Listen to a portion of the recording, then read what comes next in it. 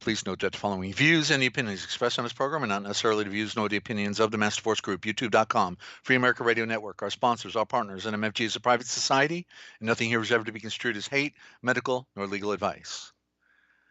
And listen to the Forbidden History prime time 7 days a week right here on the realpublicradio.net, because hidden beneath the sands of time lies the greatest of all mysteries. It's the Forbidden History. Unearth for yourself the secret truths that lie hidden just beneath the surface below our feet.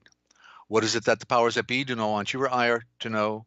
Come and journey with us as we explore and dare to know, because it's all right here, coming your way 7 days a week on the realpublicradio.net, Free America Radio Network, and now broadcasting on Ask Desert Owl on the Forbidden History series. It's what they didn't want you to know that we tell right here. Stand by for the broadcast, ladies and gentlemen. Hey, Anna, and do call a friend, won't you? I mean, you do have a few friends, don't you? I hope so. See you on the other side.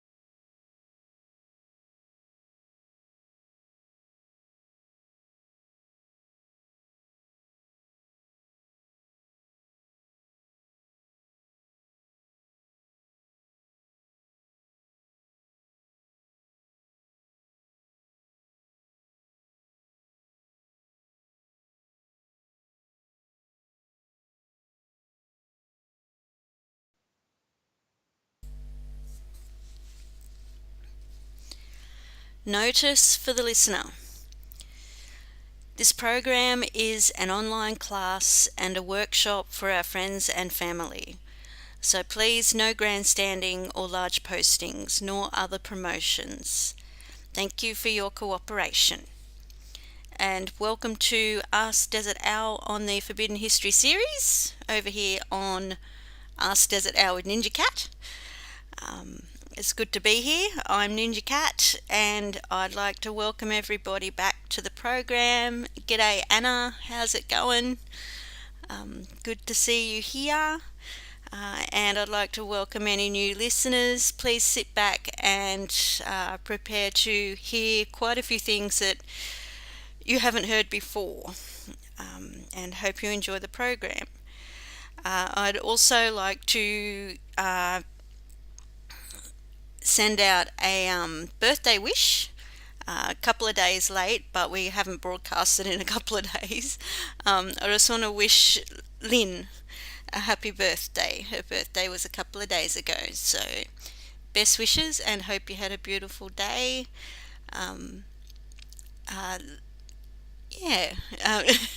We miss you.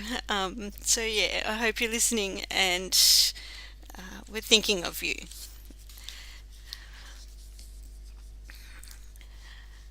Okay, this is a live call-in program.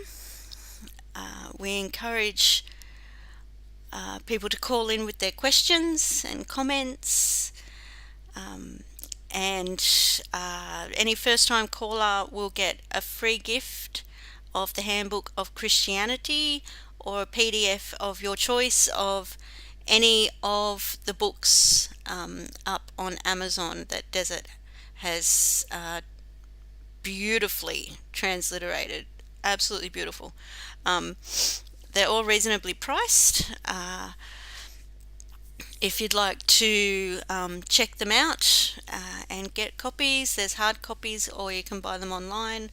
If you can't afford to buy a copy, any size donation will also get you the PDF versions. We just ask that you spread it out to maybe, if you want more than one, to maybe one a week, just so that we don't get inundated. And also, if you cannot afford to donate, this information is for everybody. So just you can give Desert a call on the side and he will get you a copy, because everybody needs to hear this. And yeah, it's beautiful information and it's truth. Okay, the number to call is 608 566 7295. That's 608 566 7295. Or you can Skype Ninja Cat, all one word, Ninja Cat. Just look for the white circle with the purple Ninja Cat in it with a sword. The phone number is also in the description under every one of these live streams, if you need to call Desert regarding the books, or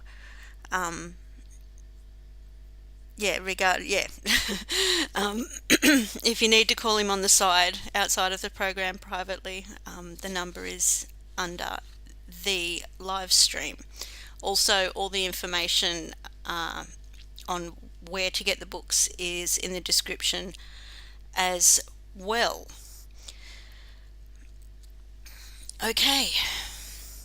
In essence, Desert discusses the history of the world and how the unseen hand has been running it from the very beginning of recorded history, who they are and how they have founded all of the first great civilizations that are found all around the world, about who the giants really were, and the ancient Aryan caste and slave systems, the priesthoods, the anti-gravity V-manners, the Earth-based misnomered UFOs, which are all man-made, the control of all forms of communications, commerce, religion, mass media, pseudo-politics, etc.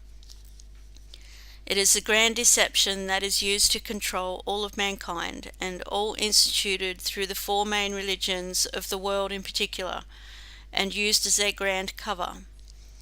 Their cybercode has been revealed to him because he has become adept within the study of the ancient alphabets, communications, symbolism, religion, custom, law, cosmology, and mythology, not to mention the fallacy of today's political science and pseudoscience in particular. He can also define the true nature of their warfare, their shell game of bringing one civilization up for their temporary use and then taking it down for the next 500-year generational cycle, as symbolized by the classical burning up of the phoenix. Desert discusses the ultimate in mind control and ancient art, and the financial control, the secret societies and their blood occult rituals, and how they wage all wars throughout all time, through the nations that they have created, which are all imaginations, plantations, and mere corporations. They have taken blood oaths to surrender their self-will and mind to their blind goddess, who has demanded our blood from the very beginning of time. They communicate to their minions through the movies, TV, print media, and religion, while he can see, read, and interpret most all of it based on the ancient communication and symbol.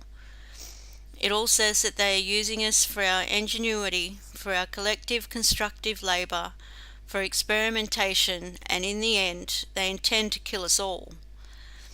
They have given us full notice of what they are doing and what they fully intend to do, while all of the general population, the sheeple, they merely go there to be entertained. The New World Order is the Old World Order from the very beginning of recorded history. There is a major cosmic natural disaster that is about to happen on Earth, and they know it because they have engineered all of it, while they are cleverly leaving us in the dark, hence the reason that they have built hundreds of underground bases all around the world, while they are leaving all of the people to remain unprepared, uninformed, and above ground, so that when it all comes, the mere 5% who will survive above ground will die from the weaknesses and disease that has been generated from all of the poisons that they have been feeding us, from the chemical aerosol spraying of our sky, to fluoride in the water, to tainted vaccines, to fake food, etc., etc. They have enslaved us all at birth by the clever means of deception, because we most all are their cattle, chattel, property, and because they merely wanted to harness our labour, what they always needed, which is what backs most of the world's currency through the birth certificate, a Wall Street security. But they are all through with us now, as it is written in stone, as it can be seen written in the Georgia Guidestones. It says we are a virus upon the earth. To know the truth is to be empowered and to be prepared. We may not be able to stop what has been done and what is about to happen, but the innocent and the decent people on planet Earth deserve to know. And now, here's Desert Owl. And welcome to the broadcast, ladies and gentlemen. Good to have you and all of the listeners that come in later on the replay. We're going to try to make lemonade out of the lemons that they gave us, ladies and gentlemen. It's not a pretty world. It used to be a beautiful natural world, the first world before man came on the scene. It was a very beautiful world. And then once he got here, he decided he was going to follow his serpent, follow the ego and his own selfish desires, and everybody paid a price for it. And that's what's happening today. So it's rather sad. And I've got some words I want to do, got some reading, another sample of the letter of Paul for the star rays, the Hebrews. These are words, the star rays. Where do you hear that? Okay, did anybody tell you anywhere else that Hebrew is the Avrei, and the Avrei is Av is star, Avrei, star rays. So a real trick has been played on all of us, ladies and gentlemen, and we have to unravel the great mystery. They were hoping you would be stuck in Greek and Yiddish Hebrew, because there is no real Hebrew. Okay, and even the Aramaic was taken over during the period of Constantine. The Aramaic, they switched out the alphabet, gave them El Strangulo. They strangled them. It's also called demotic. A demotic is a general term. El Strangulo is specific, so it sounds like demonic, just like the other, Pseudo-Sanskrit and the Arabic. It's all called demotic, and see what it sounds like. But the beauty behind our alphabet, where there are all these straight lines, it's the true Sanskrit, because you could have landed on a beach somewhere, anywhere in the world, and draw straight lines. And the people, the primitives there, because this was a universal script, they would have been able to pick up on the graphic pictures. And there's a psalm off the top of my head, I don't know which one it is, but Bullinger well pointed it out, where it says that this communication has gone around the world, and probably part and parcel because of the mariners as well, but they also flew the anti-gravity Vimanas. So no matter how you look at it, they're going around the world with this knowledge. That's why there's a universal common terminology around the world, near these many pyramid civilizations, these cultures that grew up around them. And but of course they don't talk about it in the education system, where they want to remove anything that might make you be a free thinker. And yeah, it's rather tragic. So anyway, real quick, and you can put this in the chat there, Anna. But I remember the last I think it was the last program. I had a note here, and you said something about Evergreen, and then you said Hillary Clinton. So were you saying that Evergreen was a code word that was used by Hillary Clinton as a work name, as an operative name, Evergreen? So you clarify that. Yes or no is, would work, or you can elaborate a little bit. Okay. And I'm looking at my note here, just seeing if I missed anything. My name is, okay. So and thank you for Anna to be getting up over there in Finland. It's like 4 a.m. over there, so she's really making a sacrifice to be here with us, and I sure do appreciate that. Okay, so Evergreen, yeah, the good thing they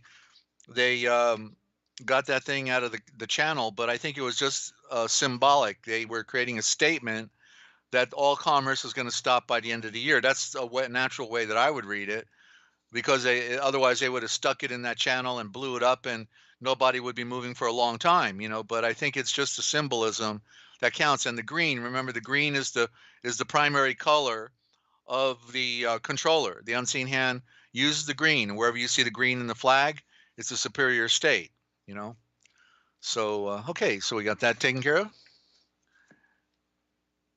and I'm gonna. I think I'll do my words last. I want to do okay, Anna said yes. Okay, very good, Anna. Thank you. Okay, so I didn't know that. I see Anna does her own study and has been up on a lot of things. So that's really great.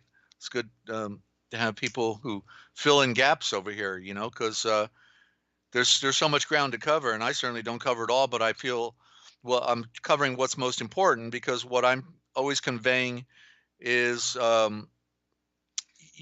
going back to the Father of light. It's 3 a.m. over there. Okay, sorry to hear that, but anyway, if you're retired, I guess it's not too bad, right? Because you can sleep after. All right, so I'm gonna read a little more now on fragments, another fragment of the Gospel of John. Okay, and I started the first two small chapters. They're like micro chapters. They're not really big. I'm also, it's very possible that the individual who wrote these down, came from a bigger source. It's not the whole source here, but I'm just glad for what we have that we can read. And so continuing now in chapter 3, there also, let me get one more light on here. Hang on. Okay, thank you. Okay, there also therefore came a witness, that he might testify about Yeshua, that he might believe through him. His name is Yalgenun, John. He is not that light, but was sent out that he might make declaration about the light, the true light that enlightens every individual who comes into the world. The light, well, there, see, that's a direct parallel to the sun, because the sun creates light for everybody on the planet. You see, the sun and the son are synonymous terms. It was originally one word. The sun is the great logo, it's the symbol. And where did I leave off here? Okay, Yochanan testified, made declaration about him. He cried out, saying, "This is he, the I, whom I said, he who comes after me what is before me. From his bounty we have all received grace upon grace." And grace is a cyber code for the favor for all upon favor for all. We have everything in our favor if we will, adhere to the message that has been conveyed from ancient time, to follow the light, ladies and gentlemen. It's favorable towards us, where we don't have to follow this deity like in the Vatican that makes him out to be some type of really, as Christ is spelled backwards, strict, right? Like he's so strict because he's love. He's love. He's wanting to help us. We've got a problem. We're in a lower world. He wants to bring us up to his light. And so that's why we have to become the second born, because the firstborn is born in darkness, and the secondborn is born of the light. Okay. So grace. Okay. So for as the written law was given through Molishan, favor for all and grace and truth came through Yeshua, the Nazareth. No one has seen the Asha fire, the spirit, the great breath, but only the one who is one in his heart with the Asha fire and has made him known. And this is the declaration of Yalganun, the Avavatazer, that's baptizer, when the temple sent Konun, that's priests, and Levites from Yarul Shalom to ask him, "Who are you?" They asked him, Are you a star navigator?" He answered, "No." And they asked him, star navigator, by the way, is prophet for any new listener. Prophet is a corruption of the original, it's star navigator. He answered, "No." Then they asked, "What then? Are you the enlightenment that goes around, Eliyahu? Eliyah. See, they put Yahoo in here, and just like they put, instead of Yeshua, they put Yeshua. And so, who's ever controlling, the source for this document, when they're bringing out the translation, they're, knowing the words, I know exactly that they're not, honest followers of the way, but they are simply trying to, produce this document and to, make a dollar on the document, marketing it. But they're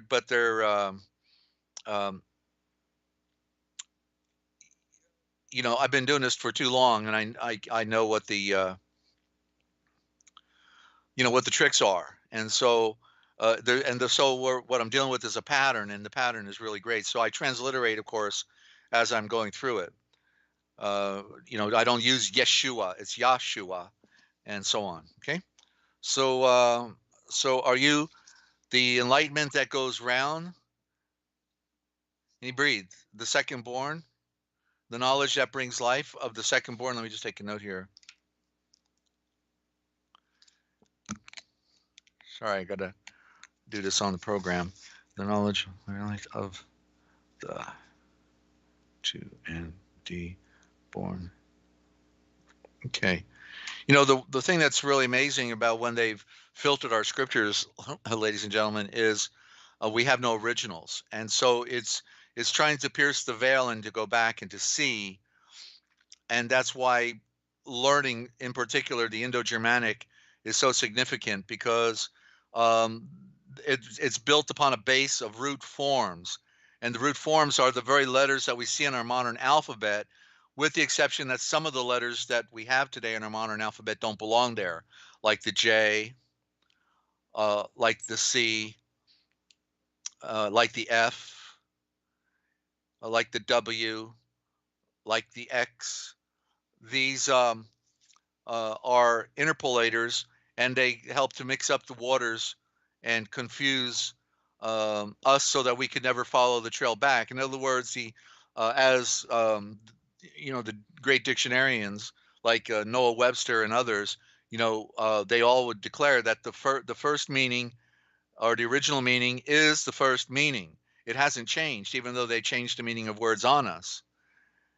And that which is first is superior, and so we have to go back to these original points so that we can then so it is possible to restructure what has been lost. We have no written um, from that far back. The Vedas, which is the word Veta correctly, no D, because that's death. The T, Vedas would be correctly Veta, as in Latin vita for vitamin, vita for life, Veta, Veda. The Vedas are claimed to be the most primitive ancient scriptures in the world, but they were written by the fallen watchers. The fallen ones used that to indoctrinate the people of the world into the first philosophy that was with a false messiah, and all the motifs of the true tradition. Clement called it the law of syzygy. Okay, so so there's a lot going on within the science, but the beauty is because the occultists and the fallen ones, even though they think they're just having a party and doing their own thing, they're really not doing their own thing. They're serving a purpose. They are the proverbial scapegoat, and they are the ones serving the purpose to preserve the baby. If you go back to the story with Solomon and the two women and the baby, cut the baby in half, and she says, no, let the false mother keep the baby so that it will live. So the false mother took over the pure tradition, and that's why we got 600 versions of Christianity today. Which one do you want? It's Baskin Robbins. You can have any flavor you want, but the truth still remains. There is only one purity, one victory of light, as it says, one faith, one Lord, one faith, one baptism, which will be correctly one victory of light, one healer in sunrise, and one Alvavatesering. See, so you're hearing a rather unique phenomena here on the broadcast, because this science, even though there's several dictionaries on the Indo-Germanic, there is no seed planting on this or real teaching. Other than there's several dictionaries, about half a dozen dictionaries you can get on the Indo-Germanic, but they're not all. They've also, if they've come through university or whatever, they still follow certain protocols. Say, okay, but you got to use this letter, or you can't do that. So none of them are perfect because they're still under the control of the Jewish publishing houses. That way, they don't let all the truth out. Just okay, well, we'll let it out about 75%, but we're not going to let it all out. But we're letting it all out here because it's about life and death. The truth sets us free. Lies enslave us and make us bigots and prejudiced. Prejudge. Prejudice is prejudge. So we have to be open. We have to see with new eyes. Earlier I was thinking about how when you're not a good sailor on a ship, they say he's not worth his salt, right? Because everybody got paid a little bit in salt. That was part of their payment, and the salt was, you want to put it in your food, otherwise your food is not going to taste very good on the ship, and they didn't have a lot of the delicacies, right? So just like the idiom, not worth his salt, the original idiom for that would be he is not worthy of his eyes, because we were given eyes to see, but we can't see. And I'm not speaking about all of us here, but I'm using it in the general idea as civilization, that we cannot see. So we're not, if we can't see what's right in front of us, then maybe we're not then worthy of our eyes. We have to open our eyes. We have to throw away prejudice, and we have to analyze things just like a scientist. Science means exact knowing. It is possible to know that you know that you know. It is possible to see things clearly and not um, abstractly. And so it's a major deal. But communication, as I said in one of my quotes, that does communication is the most important science in the world, because if we can't communicate, then we can't get anything done. We can't build a house, we can't uh, um, write things out. So it's so foundational. And I guess that's why Yeshua had Adam, go, up into the throne of the Son with him while he created all things on earth. He had Adam name all things, and so this is one of the great mysteries. And because they've shuffled the verses and changed the words within the scriptures, it all these things aren't just like boom right in your face. You got to read it and really pick through it with fine tooth comb, because it's saying it, but yet we miss it. Just like the one that really struck me, one about 6 years ago, when it said Adam came out of the out of Eden and was placed into the garden. I'm saying, wait a minute, what? Taken out of Eden, placed in the garden? I thought Eden was the garden. Oh, okay, wait a minute. No, okay, there's two gardens. There's the garden of light, and then there's the lower garden, the garden that's in darkness. That's the one where nobody's worthy of their eyes. They've been given royal eyes to see. Asia means royal eyes. And that's why they even hid the word away. They even put it on a map called Asia Minor, and the main continent Asia, and nobody ever even talks about where'd that come from, other than right here. What is minor? I thought that meant the smaller Asia, but it didn't. It means the light. Asia Minor, Asia Minor for menorah. Menorah is incorrect. It's menor, and it means light. That's where the little kids used to go into the mines first. That's why they were called miners. They were holding the light in their hand, the minors, the miners, you see. So nothing as it seems, ladies and gentlemen, nothing as it seems. So let me finish to read here, and then I'll get on with the most powerful example of original thought in a translation of my favorite book of Hebrews. Okay, that's coming up, and it's been very slow in this chapter 7. It's the biggest chapter, I think, too, 20 verses, but I didn't get it all today.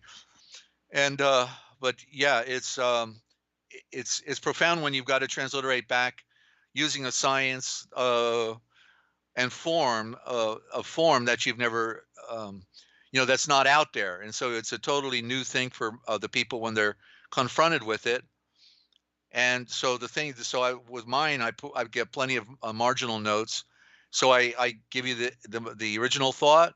Sometimes I give the intermediary, and then like in the Aramaic, modern Aramaic, or from 2,000 years ago, then the modern.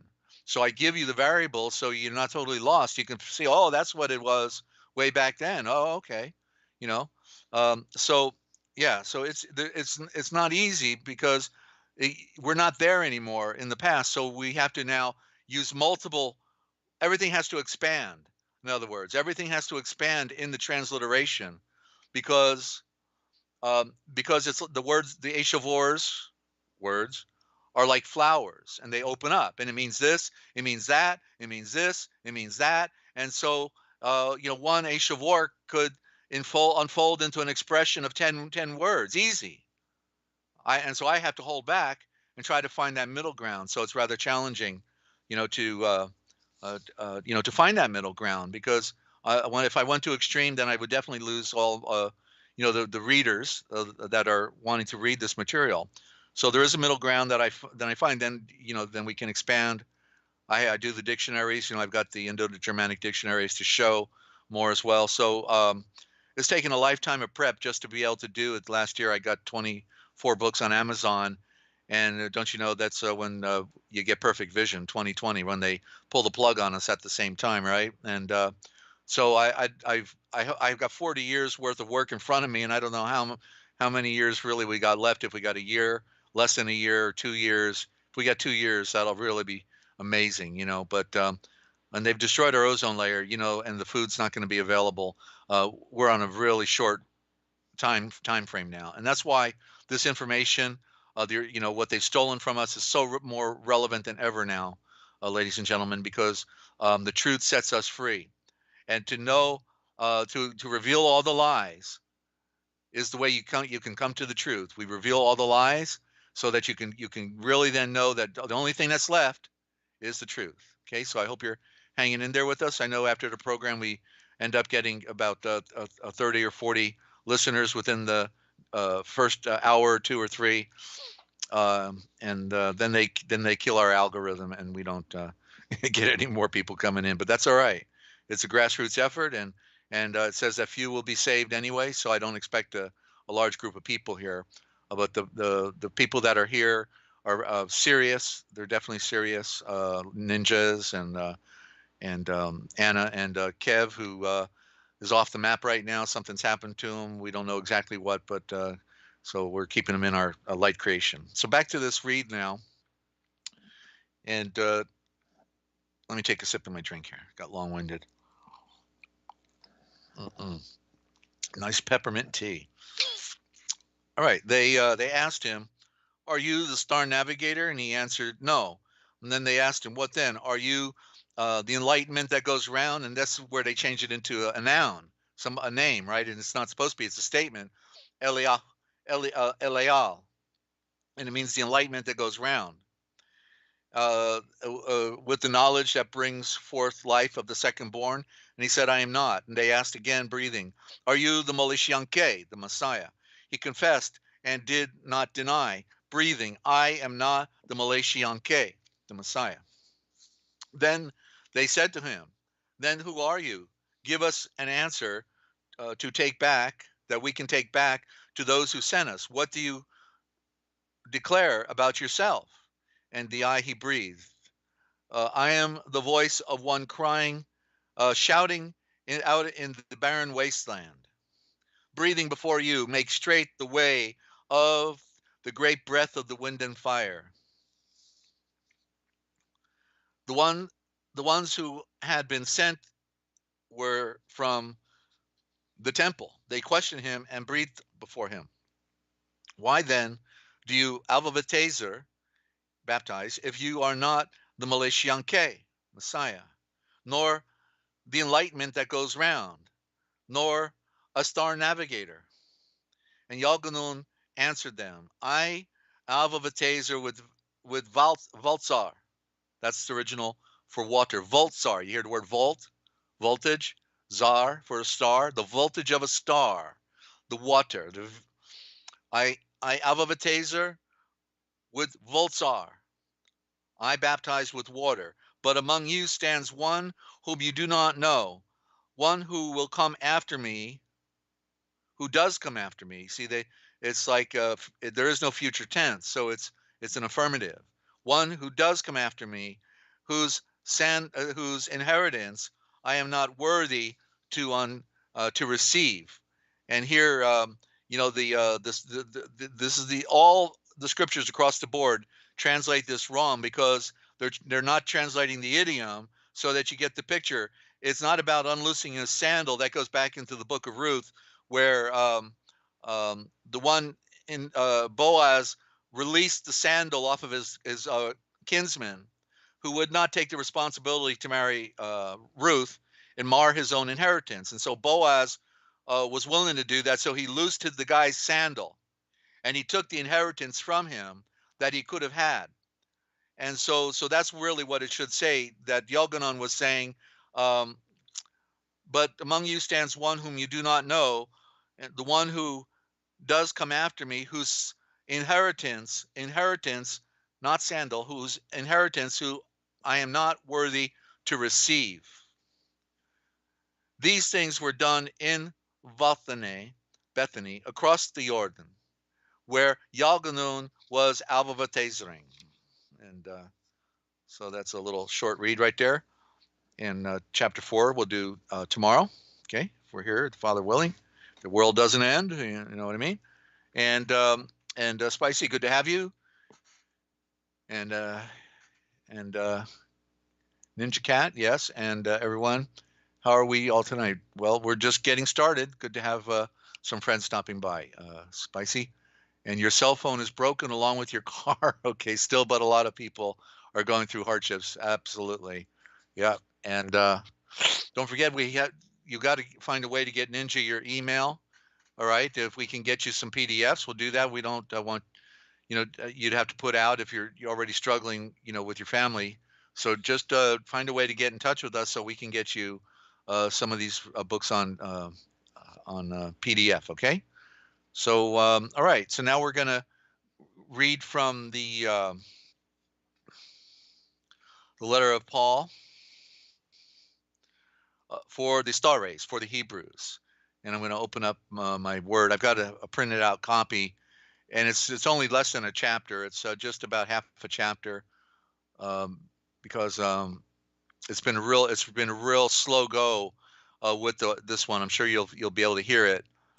Dealing with terms, combinations that I've this is the first time like this in Hebrews. I knew one day I was going to do a transliteration of it, so I've got it now, and it's turning out beautifully. Actually, it's so powerful because I get it from all these other experts, compare their versions, and then look up the words, and it's really been flowing. So I'm pinching myself, and I hope that the way it's breathing for me, that actually when you compare it with your own Hebrews, you will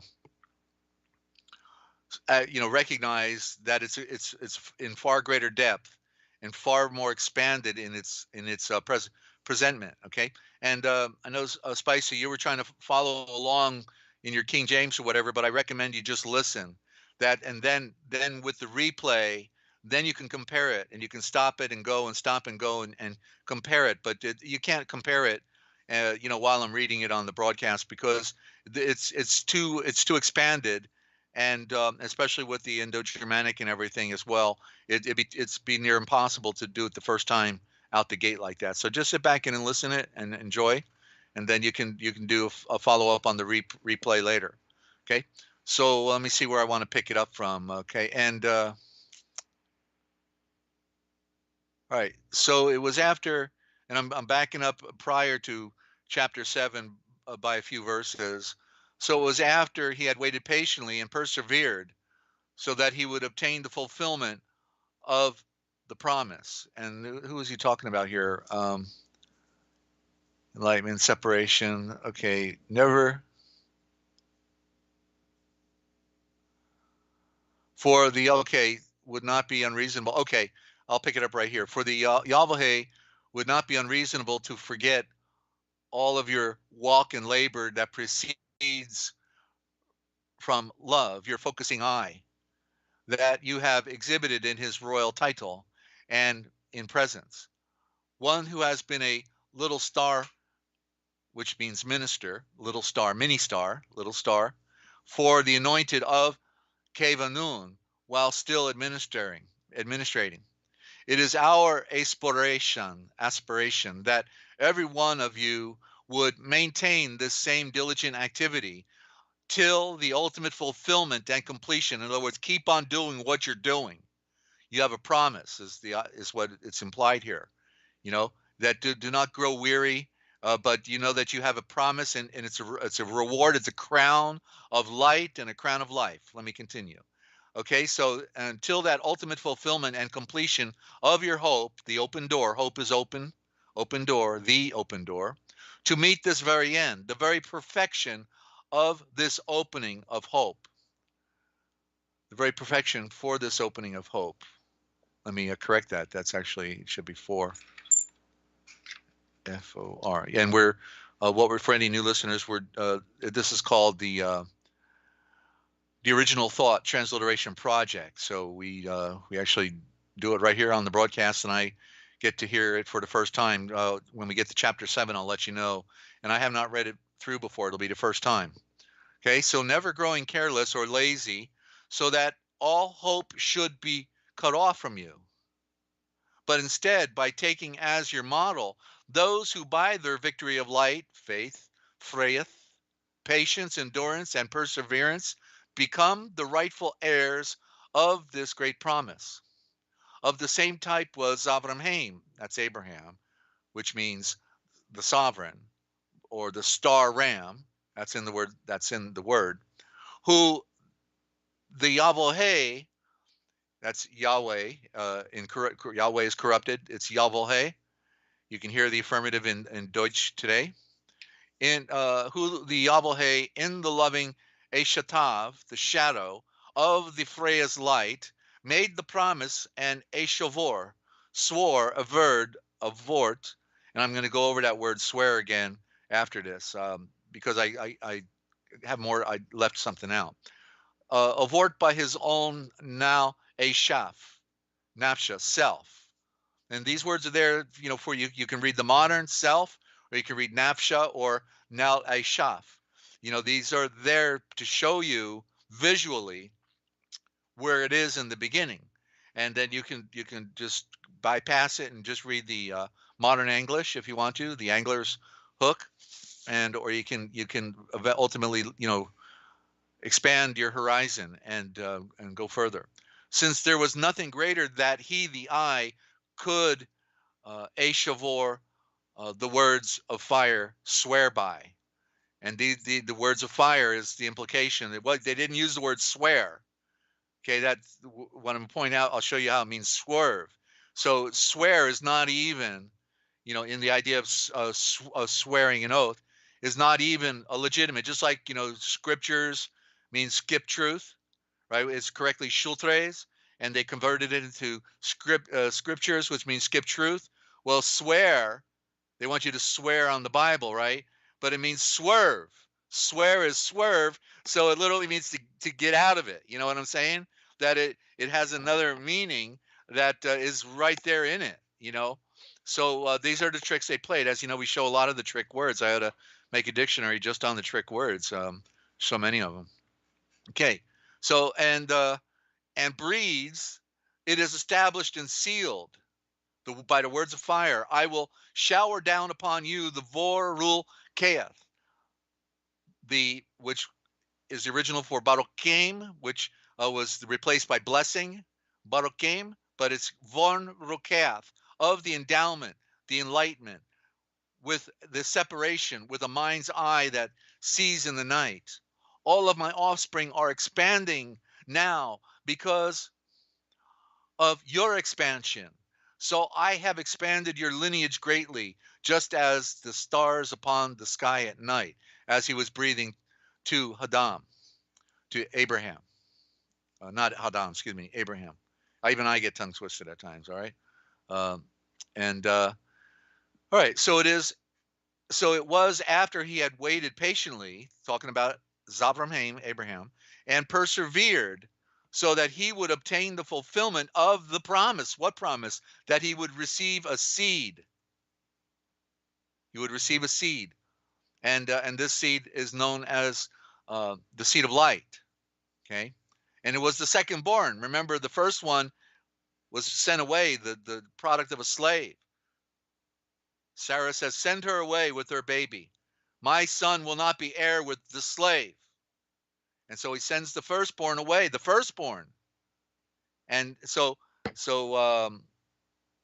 Isaac becomes the heir, who is the secondborn. It is continuing here. It is true that a Shan, men, will always swear by something that is greater than themselves. And in disputes, the oath is used by them to reconfirm the facts, which allows them to put an end to any further strife. I can state for a fact that is the most exact and perfect expression on verse 16, chapter 6. When you compare any translation, this really expresses it, because they were all like, in left field. They were close, but close is not good enough. And this is exact. And it's just because, I had the ability to compare. And when you have more to compare with, remember I said you don't want just apples and oranges. You want apples, oranges, peaches, pears, plums, tangerines, grapes. You want them all on the table so you can look at them, and then what is best for you, right? Okay, so 17. In the same way, when the Yahweh in the loving Eshatav, the loving shadow of the Freya's light, wanted to clearly reveal for the heirs of the promise the non-alterable nature and completeness of this changeless engagement, then conveyed it through an oath. Need to put a comma there. Hang on. Control save. All right. All right. 3 more over 4, 7. 18. That by two non-alterable factors, being the promise and the oath, in that it is impossible for the Yahweh, who is the great Zulafhaim, to lie. Zulafhaim is Elohim. In the corruption, came out of Babylon. Elohim came out of Babylon to replace Zulafhaim, the original in the Aramaic and the Indo-Germanic, for Eshareyulva, Israel, who is the great Zulafhaim. Okay, it is impossible for the great Zulafhaim to lie, so that a very great consolation could be ours, we who have fled for refuge under his bright wing, so that we could retain this opening through hope that is promised for us. That which we hold on to as an anchor holds on to the bottom of our souls, so that our ship cannot be moved, both certain and absolute, soon to carry us in, to penetrate deep beyond the veil of that temple's bridal chamber, where our forerunner, Yeshua, has first entered in on our behalf, having become the Konun in the eye of the return, forever in a day without end, after the nature and quality of the royal Malakeh, Esha Zetuk. Okay, so the royal Malakeh, Esha Zetuk, is in the more corrupted, because that's the Indo-Germanic, the original. Malak Esha Zadok, Malak Esha Zadok, but we hear it all the time as Melchizedek or Melchizedek, and it's all, that's a corruption. It's the royal Malakeh Esha Zetuk. Okay, no D, not Zadok, it's Zetuk, because the T is, the royalty. It's the royalty, you see. And so that's how they did the switch outs. The D and the T are in a battle. The Z and the S are in a battle. The I and the Y are in a battle. All these, the two O's and the U are in a battle. These are all the switch outs, what I just described for you, and more. Okay, now we're in chapter 7, and I'm going to do my hard copy now. Okay, what am I needing one more light on? Okay, here we go. All right, now this royal Malakeh, Esha Zetuk, Malakeh of the Eshalom, Salem, the eye of peace, the Konun of the great Zulafhaim in the eye of the return, the Most High. The Most High is a code for the eye of the return. That's what they've done with our words, and I elaborate on these on our programs. I show these spellings and these root forms and bring them out, ladies and gentlemen. So you're hearing the reading right now, but we do this on our programs. If you go back, you'll be able to see some of these presentations on these. They did it purposely as a code. They could have just invented the whole new, what we call language, but instead they chose to use the Archamelech, the Aramaic, for their baby, and as a result, you can actually back engineer it, and that's what we do. That's what we show you. Okay, so all right, so the Konun of the great Zulafhaim in the eye of the return, and the eye of the return is the Most High, came to meet Abraham. That's the Zavramhaim, the star ram, the sovereign of the many. When he returned from the defeat of the Malakaim, that's kings. Malakaim is the original word for kings, and it means actually royal messenger, because king was supposed to be not the head, but the messenger of the great one. Okay, and von Rukeath, that's in Barukaim, or blessing. And von Rukeath, the endowment, enlightenment, and separation with the mind's eye that sees in the night.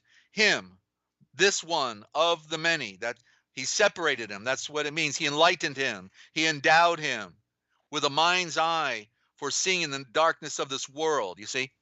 And it's all there. it's difficult to, hear terms you've not heard before, but we have to do it because they gave us Pig Latin, and Pig Latin is, is milk toast. It can't give you life.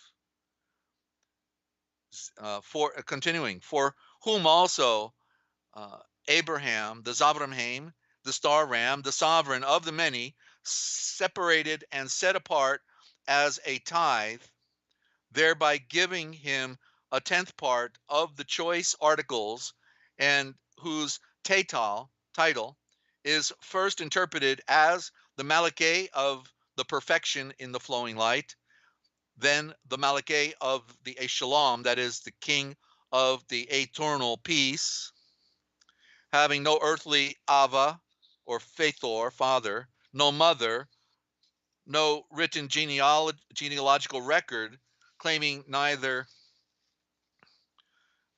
beginning, that's beginning, or days, beginning of days, nor an end of Veta life, but made in the likeness of the seed, synonymous with the term seat, the seat of the Son, seed of the Son, Son, S-O-N-S-U-N, of the light, remaining a konun, that's priest, a konun forever, evora, ever, the eye, which means the eye at the center, remaining a konun at the eye of the center forever.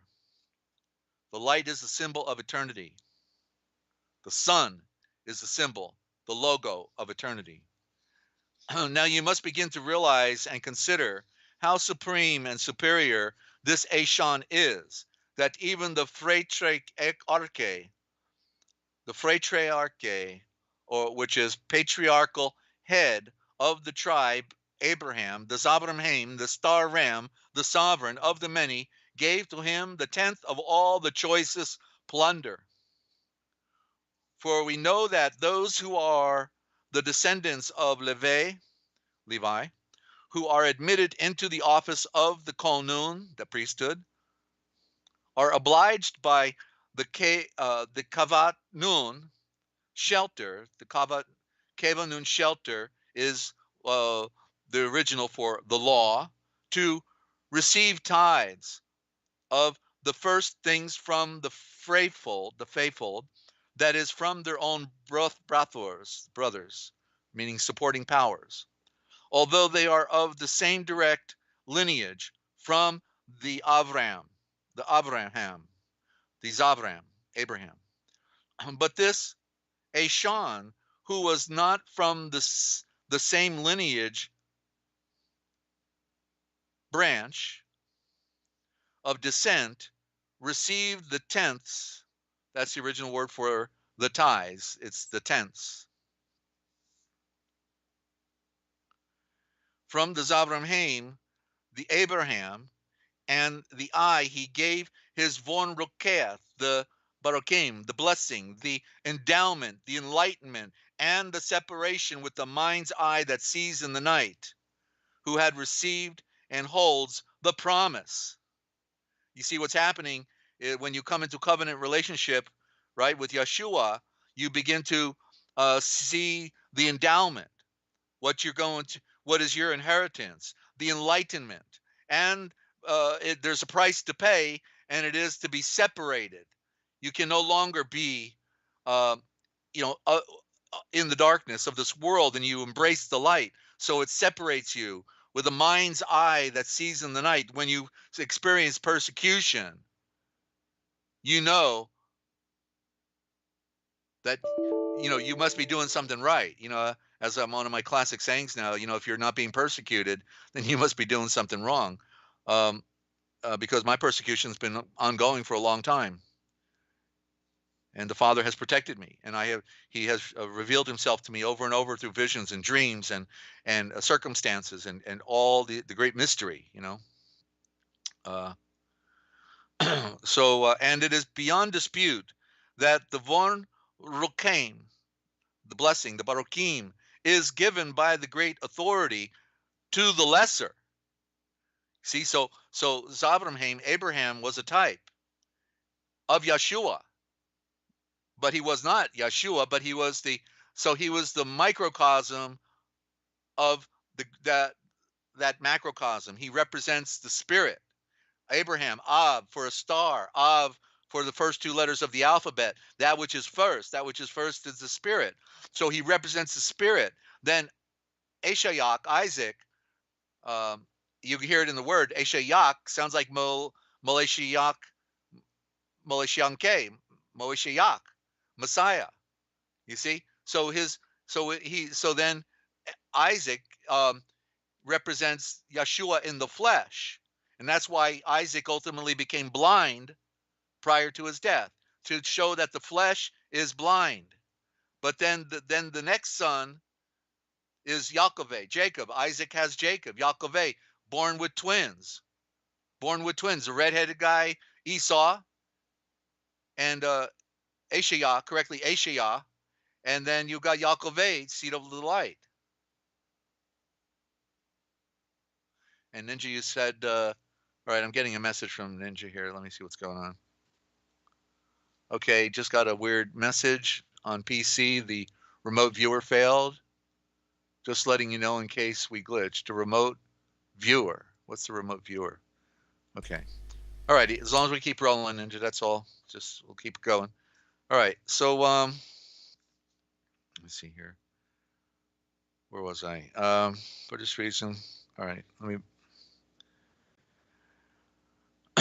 So all right. Let me back up over here. So and it is beyond dispute that Avon Rokaim blessing, Baruchim, is given by the greater authority to the lesser.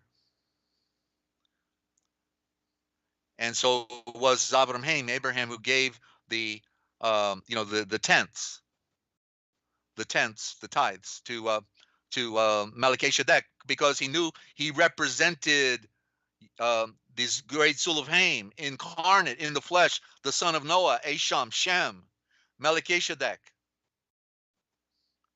which is not the correct name, but that's okay.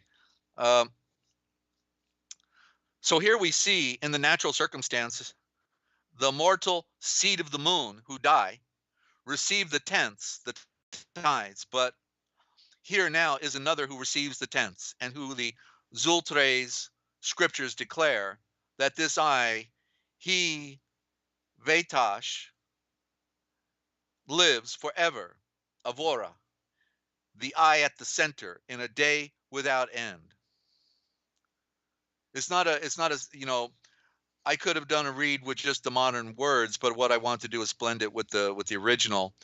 And ultimately I can do a transliteration that is more fundamental and not, the mixture of the Indo-Germanic, because the translation by itself is very significant. But what I have to do is blend in a modern with the ancient, at the same time. That's the only way I can do it. But it's far more greater in impact when you know it than the Hebrew or the Greek. That's the sham. That's where they want us stuck, And I'm almost done here. Just let me take another sip. All right. Then it is the truth that through the hand, the breath of continuance of Zavram, Abraham, the sovereign of the many, who is a type of Yeshua, paid the tenths, the tithes, for Levi, who receives the tenths. So the priesthood was paying the sovereign, the true sovereign, the Yahweh, through the great soul of Haim, Yeshua, by Abraham, Zavram Haim. And and so we've got to see the symbolism here, how, what it means, ladies and gentlemen, because it's telling us where we are in the story, basically. For he, Levi, was still in the loins of his ancestral father when the royal Malachai Eshazetuk came to meet him. Malachai Eshazetuk was corrupted into Melchizedek. Came to meet him in the plain after he had victory over when they were escaping to Damascus with Lot and his family. With 318 souls, he slayed them. 318 means I come to rescue you. 318 is a significant number.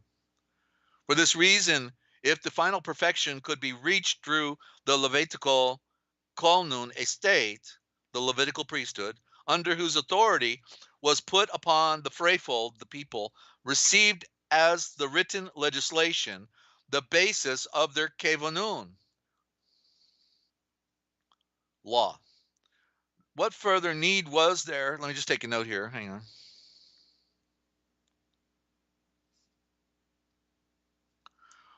What further need was there then for a different type of Kolnun to raise up appointed after to rise up appointed after the nature and the quality of the royal Malakeh Esha Zaytuk, and not to be called out after the order of Yal Arun, which is Aaron, Yal Arun.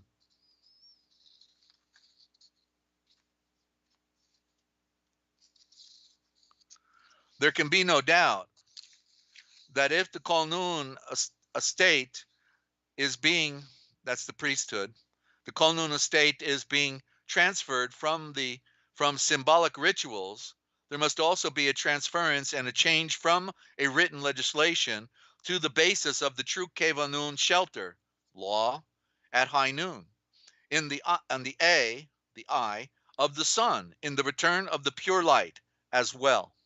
So the eye, our healer and sunrise, of who these things were breathed, was born from and belonged to another rib. That's tribe. Rib is tribe. Taking a note. The members of which have never performed or approached serving at the altar, the Yaltor, which means the yellow power. That's the altar. You see the yellow power, the sun. That's the true altar, is the sun. And they altered it, you see. And for it is well established that our healer and sunrise was raised in the rib tribe of Utah. Rib is tribe of Utah. Utah is Judah, which was corrupted into Judah. There was no J until 200 years ago. Of whom the Moleshan Moses had breathed nothing about the estate of the Kolnun, of that old priesthood. Nothing was breathed about that. So now it is clearly evident,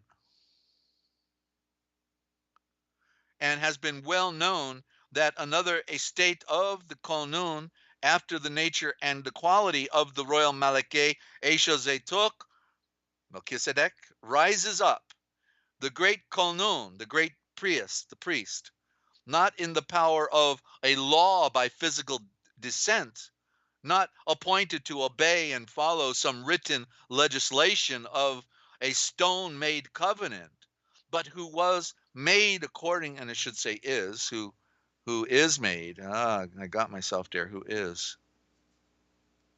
They put was's on everything. In the beginning was the word. Wait a minute. In the beginning is the word.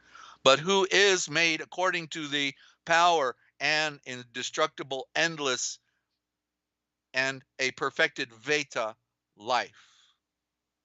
And you just got the forbidden history on the Indo-Germanic in Hebrews, ladies and gentlemen. And so we're going to knock this out hopefully in a week or 10 days and get it up on the publishing house so people can get a copy of it. Hope you enjoyed that. I know it's a rough go hearing it the first time, no doubt. And Spicy, I saw you put some notes in there. I don't know if you were giving me, I don't see my name in capital letters. Remember to put my name in capital letters if it's pertaining, to that very issue when I'm reading right there. You can throw something at me. Otherwise, general questions, we can do when we, come back from the read. Okay, and we do take callers, of course. We got a phone here. People can call in as well. So it's past the hour mark, ladies and gentlemen. We're going to go to a break, and when we get back, we got another read on the book, Facts Are Facts. I got words I want to share with you. I got a couple words. When we get back, we'll do that. Okay, so glad you tuned in, and hope you're telling your friends about the broadcast. And send a link on an email, or text it to them, whatever. But we're grassroots. We don't get any promotion by who YouTube, and we have to do it the hard way. So anyway, we've got some beautiful music take a moment, get a drink to refresh yourself, or just enjoy the music, and we'll be right back. Glad you tuned in, ladies and gentlemen. It's what they didn't want you to know that we tell right here. Don't go away.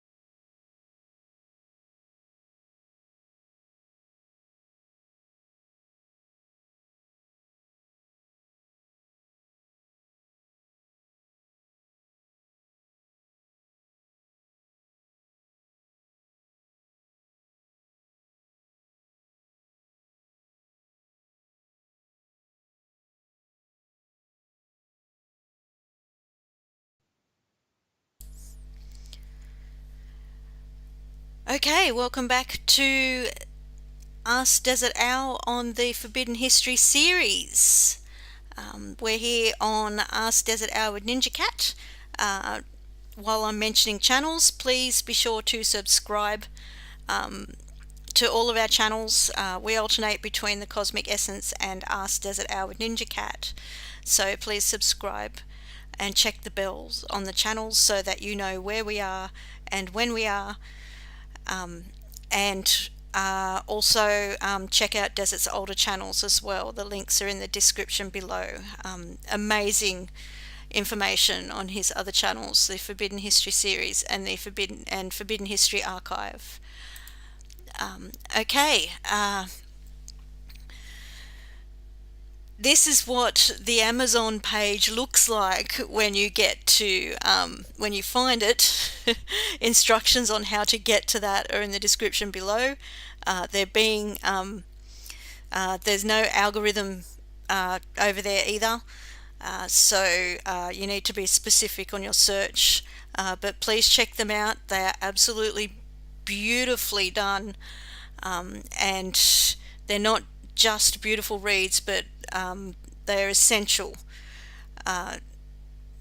They're essential in these times. It's pure truth. You just heard a read from one of them that will be the next one, or maybe the next one to go up when it's done. The translation of the Hebrews. Yeah, so please check them out. Reasonably priced. If you can't afford to get them, any size donation will also get you a PDF version of a book of your choice. Just call Desert and or we have a donut. Sorry. They've been spraying a lot of aluminium here and lithium in the sky lately. Anyway, let's start again. If you can't afford to get the books, any size donation will get you a PDF version of any of these books. The donate button is on the banner of both the Cosmic Essence and this channel, Ask Desert Owl with Ninja Cat. You don't have to have a PayPal account. You just push the button and you can donate as a guest as well. So hopefully that makes it easier for you. And if you can't afford to donate, please call Desert on the side and he will get a PDF of your choice to you. Because everybody needs to see and read this information, whether you can afford to buy it or not. Everyone needs this. Okay, and I think we're done. The phone number to contact Desert is in this chat. I will put it in there again in a minute, and it's also in the description below under all the live streams. Okay, back to you, Desert. And welcome back, ladies and gentlemen, to the broadcast. And by the way, if you're going to tell a friend about our books, then just tell them to do a word search when they get to Amazon for A. Micah Hill Desert Owl. I think it's spelled out down below in the description. A. Micah Hill Desert Owl. Just tell people to search for those, that name, and it will all come up. Okay, Desert. It used to work for Desert Owl, but not anymore. So it's got to be more specific. Okay, so we're gonna do a read here real quick, but we're gonna bring on Ninja Cat. She's got a comment or question. So Ninja. Okay. Ring ring. You're on the air. G'day, Desert. It's been a while. Okay, I wanted to ask, you kind of touched on it at the beginning of the program. I want to ask about the traditions that we have been programmed to believe and follow blindly. For example, the one that's happening now, Easter. Like all these traditions, these specific dates, the dates are wrong, and the reasons behind them are lies. And I just wanted you to I wanted to ask, why are people that are aware of this still following these traditions blindly, still celebrating Easter, still celebrating Christmas when they know otherwise? I'm not talking about the people that are still completely unaware, but the people that are aware, it's like they're living two lives. Yeah, so Why? Well, that's it. They're still slaves in their mind. There's an old axiom that says one who says that they know and does not do admits that he does not know. Right? So people are acknowledge. There's another statement. I can't remember. I think it was a quote that I had wrote, but anyway, it goes. Every now and then we stumble we stumble right down on our face onto the truth, but then we pick ourselves back up and we walk on as if nothing ever happened. Right? So it's one thing to claim, to know something, but we have to be the thing that we're claiming. And just like this, struggle we have in the world, we're Anna is saying Easter comes from Ishtar, right? But it's the Aisha star. Ish is a corruption for Aisha, and so it's an abbreviated word. It's the Eastern Star.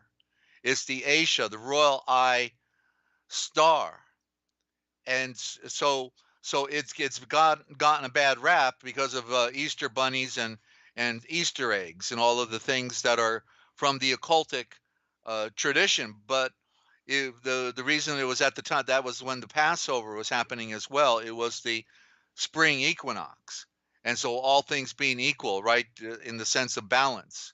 So it was the equal moment when Yeshua had become the savior of the world. So I was going somewhere else at the same time, and I think I forgot that. Did I answer the question, Ninja, or steer me back in? I'm thinking of the white rabbit, the Easter bunny, and also, why is Easter then celebrated on a different date every year? I know it's so that the Easter Friday, it always happens on a Yeah. Friday, and the Sunday, Easter Sunday, but that still doesn't make sense. It's not true. It's not a true thing Well, then, if it has well, to be. it's all the priesthood is behind all the dates and everything, Yeah, and so yeah. it's just in other words, what do you do if you can't embrace the truth? Then you make up a bunch of stories, right? You make up a bunch of stories and say, here it is, and then you're still controlling, right? You got everybody to come to the mass, you got everybody to put the money in the basket, and I always like the way they have to pass it around twice. It's if, okay, I didn't know what I wanted to put in there. Good thing you passed it back to me again later on in the program, so I can put more money in there. So it's just everything is just not right, and so the commitment is great. In other words, since I couldn't be with a false tradition, what happens to me? I ended up all alone, surrounded by a bunch of Freemasons who hate my guts, and so there's nobody that it's like there's nobody that wants to be there with you in that struggle for the truth, for the truth, because that when we discover the truth, we fall down flat on our face and our eyeballs are looking right at the truth on the ground. We have a choice to pick ourselves up and walk away, or we can pick it up with us, the truth that we can see, and take it with us.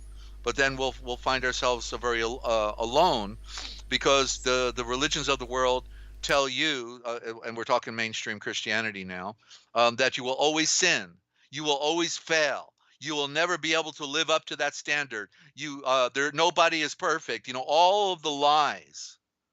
When we know that when we read the scripture, it says to be perfect in all the things you do. A perfect man offends not in word and deed. Um, look up the word perfect in the scriptures, right? Um, he has perfected forever those who have been set aside. Perfection is part of what is in the operation of soul novation. It is that the truth sets us free. Free from what? Free from having our eyes closed, free from the lie. So these people then are slaves to the lie that are still following false traditions while claiming to know something. It's obvious they don't know anything. That matters, because if you can't be set free, then you're dead. You're dead now, not later, now. There's two deaths. The first death is spiritual. The second death is when your body goes into the grave. So that's the second death, you see. Um, so so it's a great work, and it's like nobody's going. That's what it's like. That's why nobody, is here basically. They want to hear Joe Blow the preacher and just quoting scripture all day long. Thus saith the Lord, and Jesus loves you. Yes, I know, for the Bible tells you so, but I don't know anything more than that. You know, and when it's about, well, if or what's the quote at the beginning of the program? Let me go up to it. Okay. Unless there is a discussion on how the words and the Schultres, scriptures, have been changed and transformed, then there can be no discussion. All right? Period. That's the first discussion, is how have they adulterated and destroyed our original thought, our original scriptures, destroyed the original words. They destroyed it all. They destroyed the future tense, past tense, present tense, the plurals and singulars, the male and the females. Everything's been reversed. Everything's an opposite. Everything. And that's why this transliteration project, is so relevant, because it's the only. There's been other people attempting to translate, but they didn't see it from the conspiratorial point of view about the priesthood having conspired to destroy and filter our scriptures and change the words, so that we would be further enslaved to them, never be able to be set free, because the truth is not a part of any lie. The anointing is truth. 1 John 2:27, but the anointing that you have received from him abides in you, and you need not that anyone teach you, because the same anointing teaches you about all things, and it is truth, and it is not a part of any lie. And therefore, even as it teaches you, you will remain in it. So who would want to participate in a lie? The falsehood. So we have to talk about what happened. But instead, they said, oh, no, nothing happened. This is the authorized version. King James, he's my guy. The sovereign. He calls himself the sovereign. Up starts the one who made all things. I thought he was the sovereign right out the gate. And then they tell you in the first Matthew, Mark, Luke, and John to go spell. But no, but they told you for 600 years, or how many years has it been? 400 years, go spell, and still they don't get it, Ninja, right? Isn't it amazing? Amazing. And exactly, yes. You're just lucky you weren't corrupted by religion. You were just on your own, Yeah. floating through time. I was thinking that. Sorry, I didn't mean to cut you off, but I was thinking that when you were talking about how everything's been reversed, I knew of all the traditions, and we did do some of them when I was growing up, but not from a religious background, just because everybody else did it. Like, we all did Christmas, we all did Easter. But for those who don't know, I never got into scripture. I stayed away from religion because I just didn't want to go. It didn't feel right. Everything about religion felt wrong. I didn't get how people could blindly follow a religion that contradicted itself all the time. Um, and anyway, I'm veering. But so you saw the contradictions, is what you're saying. Yeah, and it Mhm. just the feeling. I um, I was manipulated all my life into going against my instincts and my feelings. And I've always been extremely sensitive. Like I'm really sensitive to the frequencies that they play around with today, and all of that sort of thing. And I was manipulated into thinking it was like wrong and going against everything that I felt was right.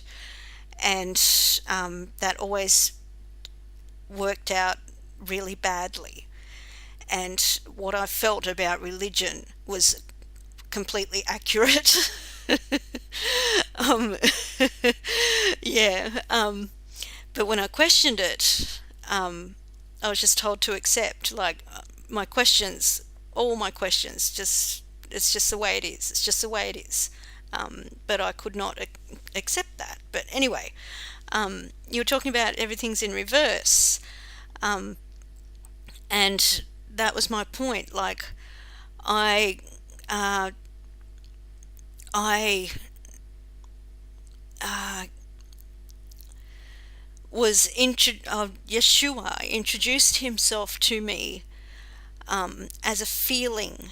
It wasn't through scripture or anything. It was me wanting the truth my entire life and finally being ready, I guess, and asking, like getting down on my knees and asking for the first time in my life. And he introduced himself as a feeling.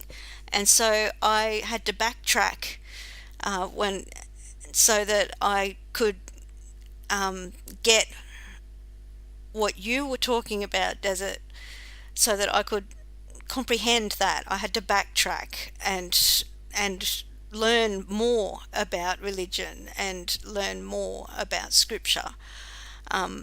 And so that's reversed. And I was thinking when we were talking about people following these these traditions like Easter, I was that was backwards as well. Like I knew that Christmas was wrong. Like I'd done the research on that years ago, but I still did it because I had family, and so we still did it. Uh, then I was kind of, I don't want to say forced. My situation changed where my family fell apart and my dad died on Christmas Day, and therefore there was no more reason to celebrate Christmas, which I knew was false anyway.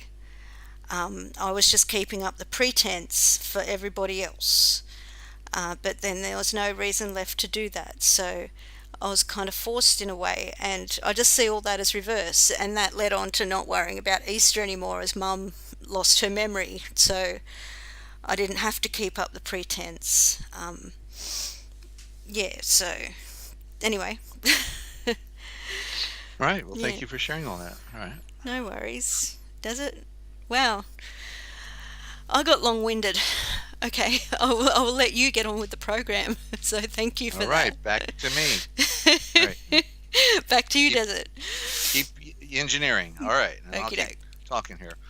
All right. So we're going to go into the book Facts or Facts, and we're doing a regular read on that, and I still have my place marked, so we're not going to lose any of it. You'll have to go to the Cosmic Essence if you want to hear the other parts of that, ladies and gentlemen. There might be a program or two where we didn't get to do the read, but for the most part, we did it on every one of those programs. The the Jewish state of communism is the banking system, and the governments basically are under the control of um, the money trust, because they are in the Catholic Encyclopedia. It says that the Rothschilds, the Bauer family, the Jewish bankers, are the protectors and defenders of the Vatican Trust. Okay, so they're the ones who waged all of World War I and World War II. Okay, they not only fund the war, but they create the wars, and it's all under the Jewish Jesuit front and the Jewish Kabbalistic uh, front that is at the top of Freemasonry. And so all the layers of the onion, are communists. In fact, the founding of America by the Illuminati, May 1st, 1776, is the first day of Jewish communism. May 1st, 1776, the official founding of communism, also celebrated in Red Square every May 1st in Russia, okay, and it was Soviet Union before that. So what's interesting is the Merriam-Webster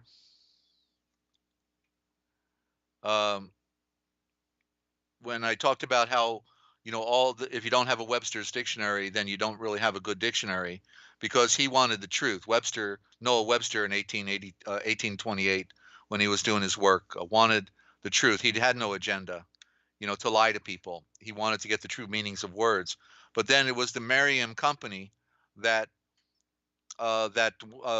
took over the Webster dictionaries, and so it's called Merriam-Webster. And from I saw that about a week ago, it was like, whoa, okay, because it looks like the word Mary. We talked about this, and Mary is a corruption from Miriam, and then I was able to deduce from the most ancient writings that it was Miriam. Miriam is Meitzarim, and Meitzarim, and so the Merriam-Webster dictionary is the Meitzarim-Webster dictionary. Okay, just like the Jews in Switzerland call themselves Meitzerites, and the Old Covenant from the Hebrew, even though it was not originally in Hebrew, it was called the Masoretic text.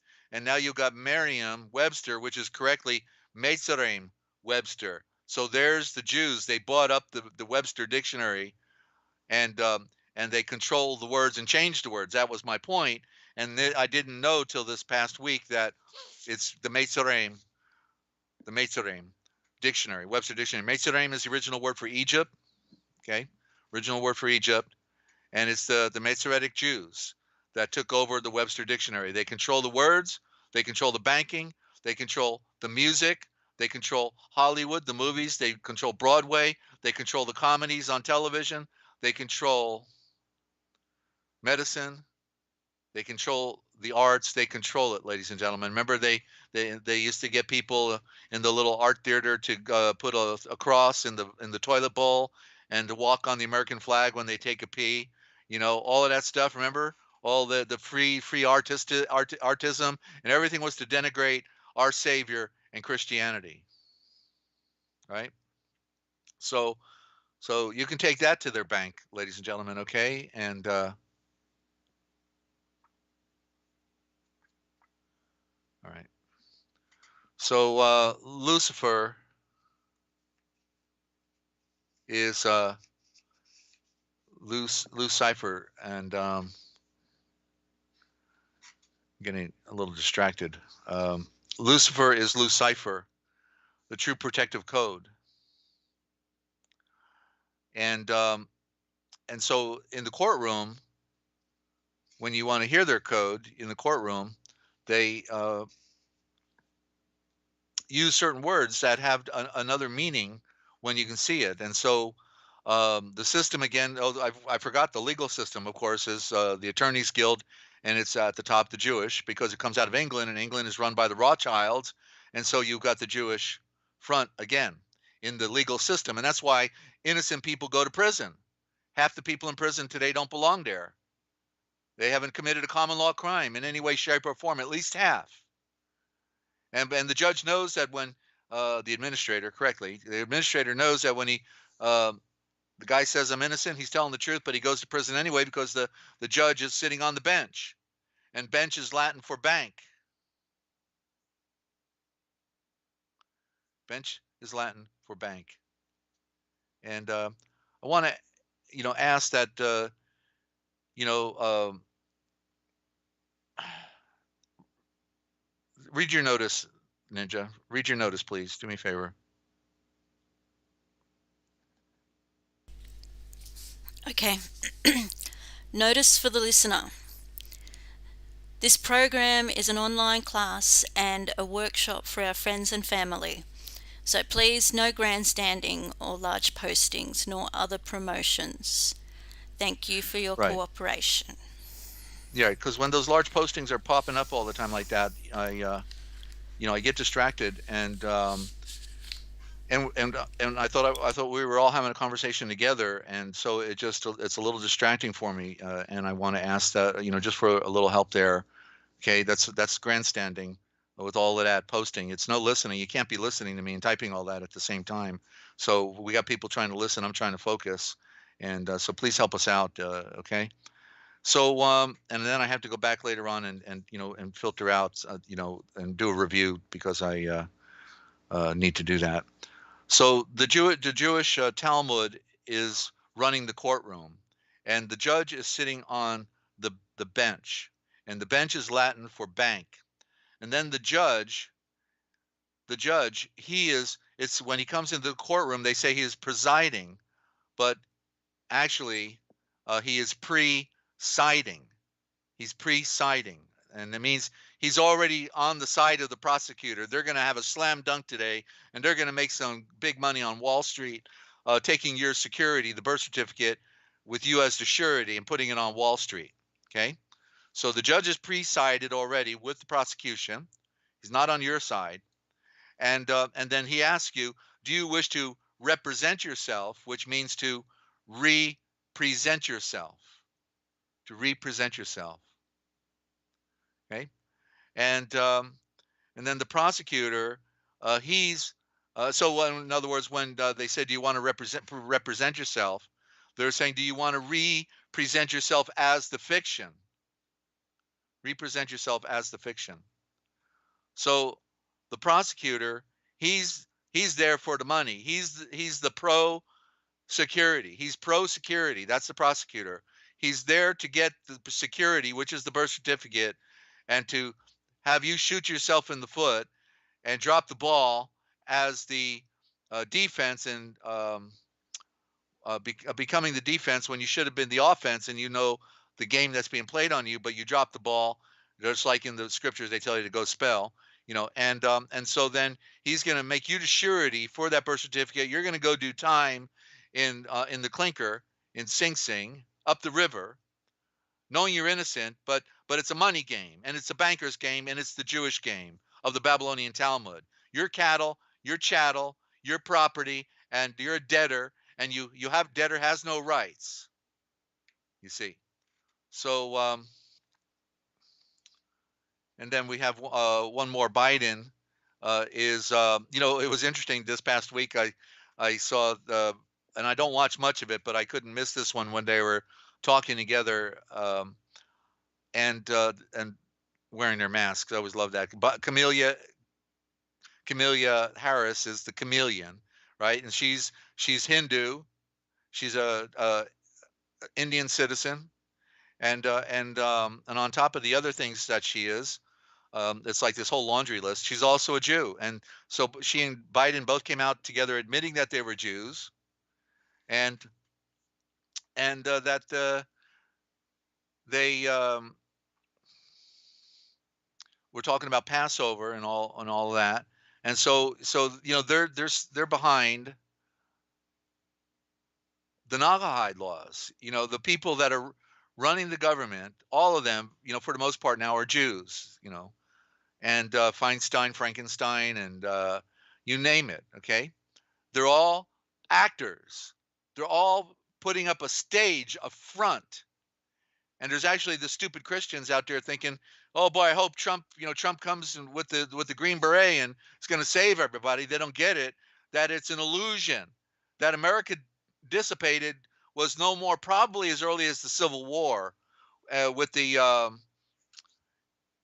the 100 articles of the Liber Code. The Liber Code, was the how they would wage war during the Civil War. But truthfully, if America was founded in May 1st, 1776 by the Communist Party, the Illuminati Jews, right?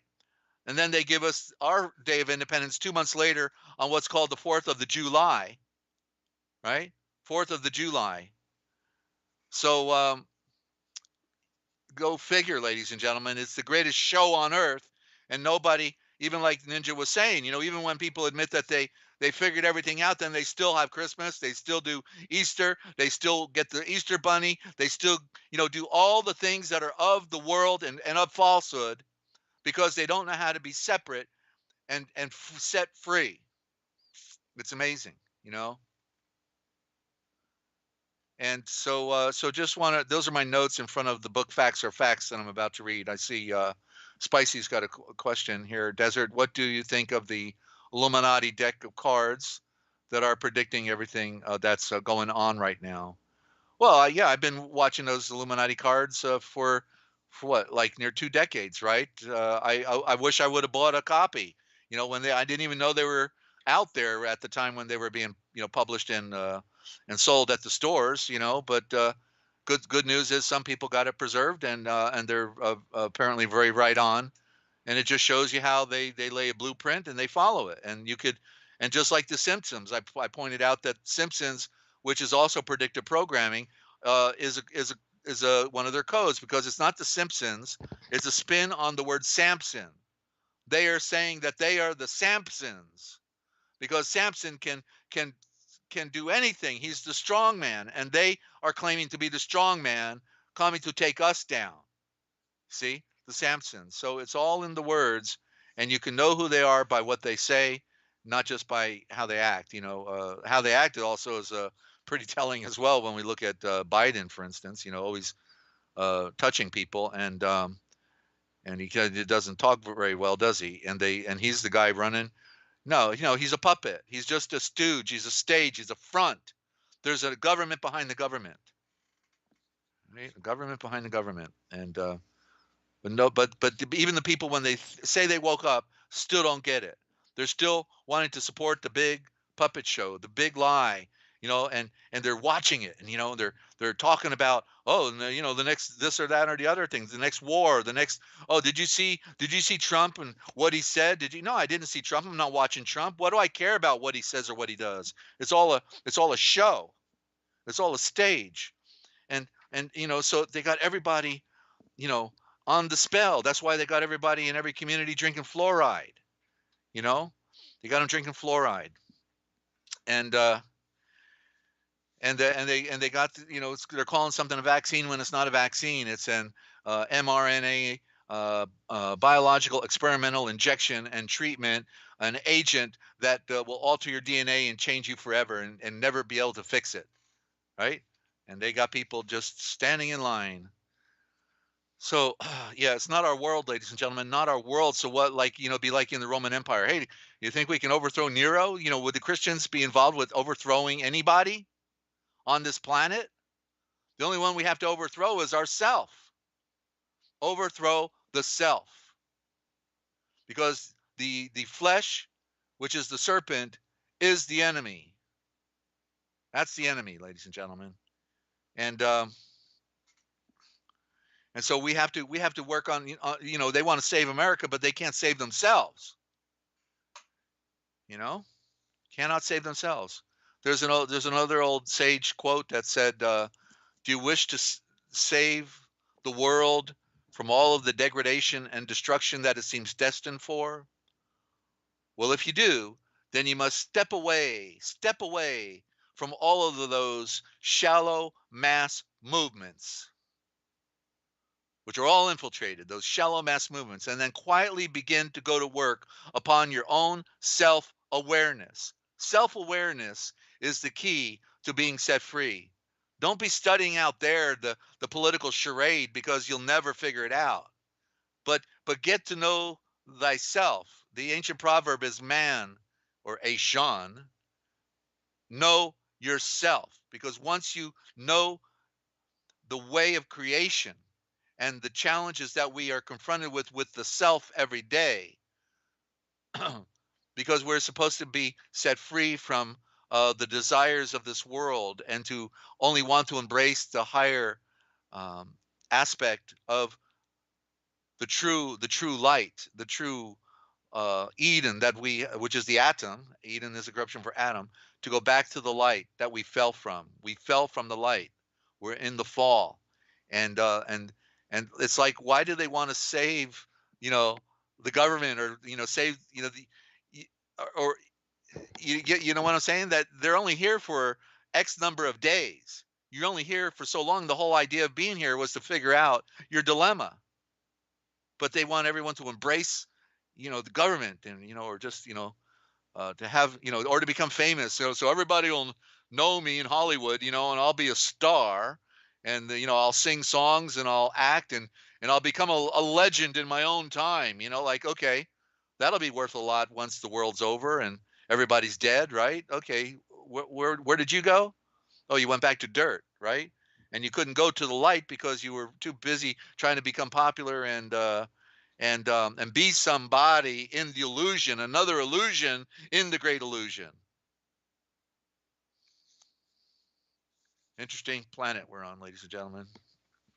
Interesting planet. And now we're in the book Facts Are Facts. And it's Friedman, what's his name here? Benjamin Friedman, a wealthy Jew who came out, and because he knew that these people wanted to kill all of us, to have a bloodbath with all of our friends and family and little ones, they have no regard for life, that they have chosen the path of ultimate depravity and deceit for self-gain and self-interest. And I watched a movie, Event Horizon, yesterday when I took the evening off. Event Horizon, okay, 1997 movie, Event Horizon, and if you want to see that they're going to have a bloodbath, then watch that one, okay? You listen to the names of the different people in there, and you watch, how it all plays out. Hear what they say. Hear what they say in the movie, because they're telling you that this they've sold their soul, that there's no going back, and that they're committed to the cause of the annihilation of all people on this planet, except for themselves, of course. It's going to be a bloodbath. And so, yeah, it was sickening to watch, but I want to hear their own words, because it is their own words. They're the producers, right? They're the producers. So yeah, if you look at the movies, there's a pattern with like The Matrix and Constantine, and the movie Knowing with Nicolas Cage, a whole series of them. Oh, yeah, that they all have the theme where the world is going to burn down. They're going to burn it down, and when they get their little anti-gravity Vimanas going, and they got their little ray guns, like they did in Paradise. They test modeled it in Paradise. Wonderful term for a town to burn up first. And so there won't be nothing left. Okay, there won't be any play unless you can find a hole in the ground somewhere. That's the only place you're going to be hiding out, because it's game over. They're committed to the annihilation of everything on the planet. They're going underground. They got giant metropolises and all the food stores and growing, the ability to grow food and everything, all underground. And so they're just having their final showdown in great theater, because that's what they're masters at, is creating theater and illusion. Welcome to my world. Is that your world too? Okay, well, the good news is that it doesn't have to be our world, because there's a greater world, and it's here right now. You can find it. Okay, but you got to look within. Don't look out there. Don't look out there, because it ain't out there. It's within you. Yeshua said the kingdom of heaven is within you. Kingdom of heaven is a corruption. The royal domain in the house of the Son is within you. Right. So Benjamin picks it up. He's still writing. I'm in the letter still to Goldstein that he's writing. He's trying to get some backup, some support. Hey, let's let's take this battle on for truth and justice in the American way, and he didn't know that that was all just another joke, right? Okay, so the form of religious worship known as Phariseeism in Judah in the time of Yeshua was a religious practice based exclusively upon the Talmud. Thank you very much. I at one point it seemed like I was the only one making the claim, that the tradition that they were exhibiting in the scriptures was not what was handed to Moses, Moeshan. This was the Babylonian Talmud. It came out of Babylon. That's why they killed him. They had no interest in him. They weren't a part of the original culture. That's just like the Israel today is not Israel. It's a pseudo-Israel. The Talmud in the time of Yeshua was the Magna Carta, the Declaration of Independence, the Constitution, and the Bill of Rights all rolled into one of those who practice Phariseeism. The Talmud today occupies the same relative position with respect to those who profess Judaism. There's the word Judaism. They profess Judaism, but that's a misnomer, as he pointed out earlier in this letter. The Talmud today virtually exercises totalitarian dictatorship over the lives of so-called or self-styled quote-unquote Jews, whether they are aware of the fact or not. That's talking about today in our modern time. They're under the spell too. There's a lot of good Jews, and okay, and I've got Stephen Jacobson, who came out of Broadway and tried to expose them, did Mind Control in America, and exposed the fallacy of money at the same time. He ended up homeless, basically, and because there's nothing to be gained by telling the truth other than persecution, other than isolation. Their spiritual leaders make no attempt to conceal the control they exercise over the lives of so-called self-styled Jews. They extend their authority far beyond the legitimate limits of spiritual matters. Their authority, talk about mind control program, okay? MK Ultra and the shootings that are going on, that's a part of that rabbinical tradition as well.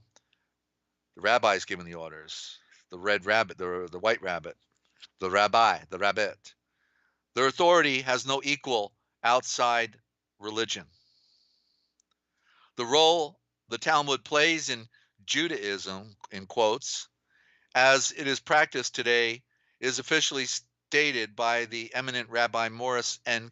Kurtzer, the director of interreligious activities of the North American Jewish Committee and the president of the Jewish Chaplains Association of the Armed Forces of the United States.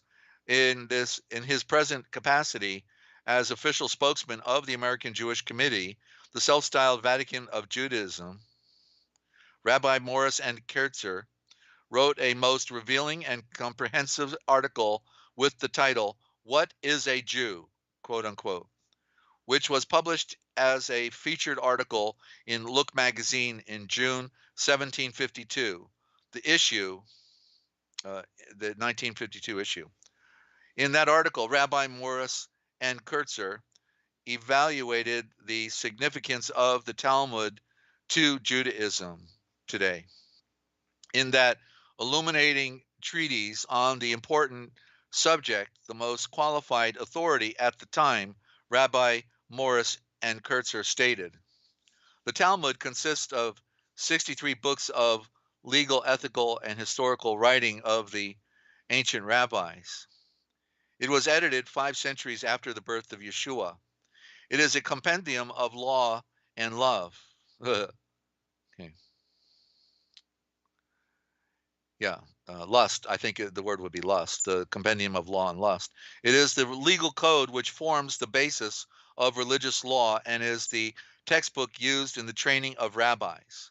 Emphasis supplied here. In view of this official evaluation of the importance of the Talmud in the practice of Judaism, see, Judaism, it implies Judah, right? But Judaism, it has nothing to do with Israel or Judah. Okay, it's a coined term that means something else. It's not a political state. It is an ideology that has no bearing on Judah today. That's how they confuse the mind. You see, just like the terminology Judeo-Christian, or Judeo-Christianity, right? It's like an oxymoron. It only implies a corrupted idea. Okay, so in the view of the official evaluation of the importance of the Talmud in the practice of Judaism today by the highest body of associated or self-styled, so-called or self-styled Jews in the world, it is very necessary at this time, my dear Dr. Goldstein, to inquire a little further into the subject of the Talmud.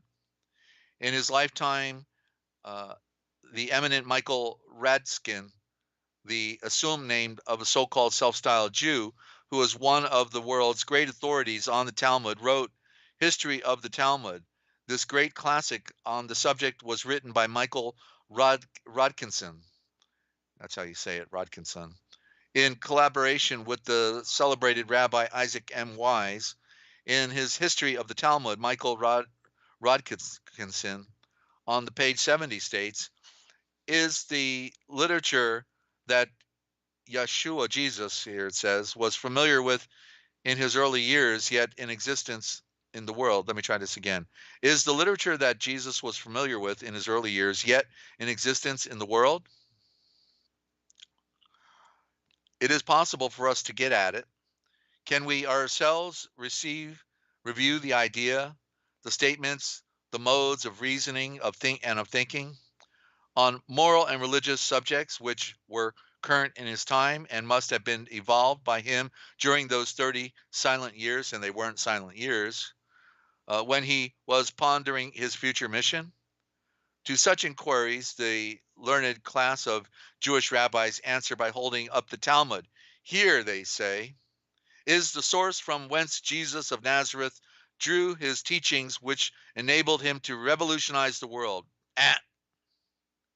And the world and the questions becomes and the world and the question becomes therefore an interesting one to every Christian. What is the Talmud? The Talmud, then, is the written form of that which in the time of Jesus was called the traditions of the elders, and to which he makes frequent allusions. What sort of book is it? Emphasis added. Stimulated by that invitation, every Christian worthy of the name should immediately take the trouble to seek the answer to that interesting question to every Christian. My dear Mr. Goldstein, your articles do not indicate, he was a publisher, your articles do not indicate whether you have taken the time and the trouble to personally investigate what sort of book the Talmud is, either before or after your conversion to Catholicism. Can you say beast system? Have you ever done so? If you have done so, what is the conclusion you have reached regarding what sort of book the Talmud is? What is your personal, unbiased, and unprejudiced opinion of the Talmud? Is it consistent with your present views as a devout Roman Catholic and a tried and true Christian? Can you spare a few moments to drop me a few lines on your present as you present the views? By the way, for new listeners, this was written back in 1954. In case you have never had the opportunity to investigate the contents of the 63 books of the Talmud, so well summarized by by the Rabbi Morris N. Kurtzer in his illuminating article, quote, What is a Jew, unquote, previously quoted, may I here impose upon your precious time and quote a few passages for you until you find the time to conveniently investigate the Talmud's contents personally. If I can be of any assistance to you in doing so, please do not hesitate to let me know in what manner you can use my help. And I think that's where I'm going to just post it right there, ladies and gentlemen. It's it's such a deep study. People don't even have any idea what the Talmud is about, and They think it's a part of the traditions of Israel, and never were a part of the traditions of Israel. And this was a surplanter moving in. We're muscling in, Muggsy, and we're going to take over, and we're throwing these bums out. Yeah, that's what they did, basically. And it's the greatest show on earth, ladies and gentlemen. Of course, when you control all the media, you control the publishing houses, you control um, filmmaking, entertainment, documentaries, Broadway, music, you name it, medicine. They got a Dr. Kildare, Dare to Kill Doctor. Yeah, Dare to Kill Doctor. Yeah, Dr. Kildare. I like that one from the 1950s, right? Priming them, getting the right ones in there. The Knights Templars, the hospitalers in the hospital, ready to spit in your face and take out your organs to sell them on an open market. If you were an organ donor, I would suggest you consider un un un doing the check on that, because if you are volunteering to donate your organs, it's been well established that you might not come out of the hospital alive. Okay, because it's big money. It's always about the funny money, ladies and gentlemen, is it not? And so I'll tell you what, we're going to close it out here for this evening, and I've been dealing with a little bit of voice weakness in my voice, and so I've got to, if I can be consistent in doing the broadcast, it'll strengthen up here. And so anyway, ladies and gentlemen, I hope that I've helped shed some light on our dilemma in the area of words and culture. The culture that we're confronted with, the illusions, the grand deception. Um, it's really amazing. The word rail. I was reminded of that movie Superman, and at one point he's in the subway and walking the rail in the subway, right? And so it's like saying you got to walk a straight line or you fall over. And what is rail backwards? Liar. Rail is liar. And so that's what the priesthood is always doing. They're always lying to us, right? They're walking the rail, and rail spelled backwards is liar. So it's just an amazing world we have, Mr. and Mrs. Smith, but we're going to have to learn how to make lemonade out of the lemons that they have handed us. That's all we can do while we continually read our Schultres, the scriptures. We don't want to skip truth. We want to read Schultres, the sutures that tie everything together. And then very possibly, ladies and gentlemen, we can be set free, because there's a moment of truth that you will have connecting with your sovereign, with your soul navigator, your savior, and then you have a transformation. Remember, the followers of Yeshua. Remember, they were followers. The disciple was truth seeker, known as truth seekers, but they were not. They were not, to use the terminology, converts. Remember what happened when Yeshua was betrayed by one of his buddies, right? He's betrayed, sold into torture and death. Then what happened with the other ones? They abandoned him. They fled. They denied that they knew him. They weren't converted. You see, they were still waking up to this reality that confronts them about who I am, where I am, why I am, what I am, when will I be, and that, what did he tell them? That when you are transformed, he said, when you are converted, take care of the brothers, right? So that was something that was still coming, and it came 50 days after the Pesach, 50 days after the Passover, the 50th day, called the Pentateuch, right? The 50th day. And that's the symbol of a jubilee. And then the jubilee happened. That's like the horn, the ram's horn is blowing. And a miracle happened, and they all received the great breath of the wind and fire, the Holy Spirit, at one time, in one room. And then they come busting out the gates, right?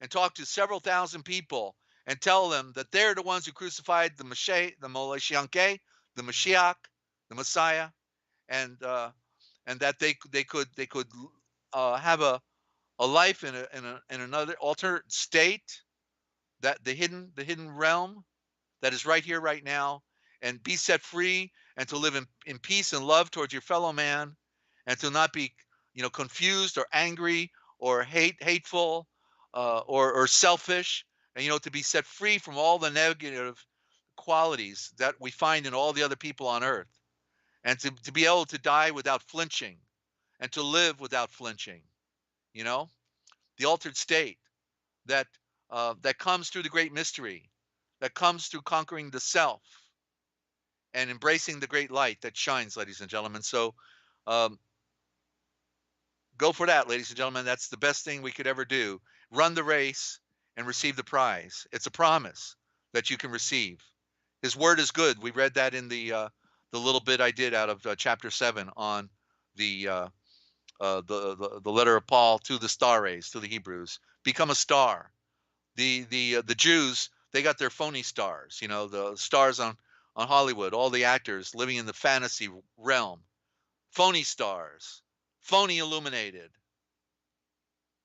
Don't forget, I'm Desert Owl telling you, if you want to know the future, then you need to look for the forbidden history, because it's all right here, coming your way, somewhere out there, 7 days a week on the realpublicradio.net, Free America Radio Network, now on Desert Owl with Ninja Cat. So come on back, okay? And let's have it happening within the mind and within the inner being, ladies and gentlemen, because it's not out there. Out there is nothing but darkness and a bunch of lies and a bunch of liars. They hate our guts, and that's okay, because that makes us closer to the one who is above. We'll see you.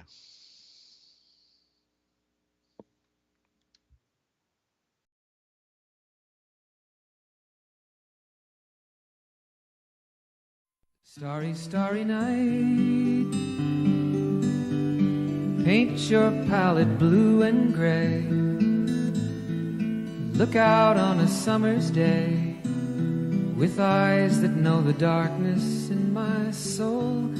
Shadows on the hills, sketch the trees and the daffodils, catch the breeze and the winter chills in colors on the snowy linen land. Now I understand what you tried to say to me, and how you suffered for your sanity, and how you tried to set them free. They would not listen, they did not know how. Perhaps they'll listen now. Starry, starry night, flaming flowers that brightly blaze, swirling clouds in violet haze, reflect in Vincent's eyes of china blue, colors changing hue. Morning fields of amber grain, weathered faces lined in pain, are soothed beneath the artist's loving hand. Now I understand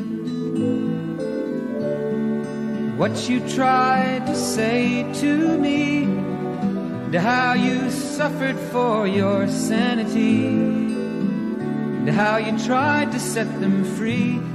They would not listen, they did not know how. Perhaps they'll listen now, for they could not love you, but still your love was true. And when no hope was left inside on that starry, starry night, you took your life as lovers often do. But I could have told you, Vincent, this world was never meant for one as beautiful as you. Starry, starry night, portraits hung in empty halls, frameless heads on nameless walls, with eyes that watch the world and can't forget, like the strangers that you've met, the ragged men in ragged clothes, a silver thorn, a bloody rose, lie crushed and broken on the virgin snow. Now I think I know what you tried to say to me, and how you suffered for your sanity, and how you tried to set them free. They would not listen, they're not listening still. Perhaps they never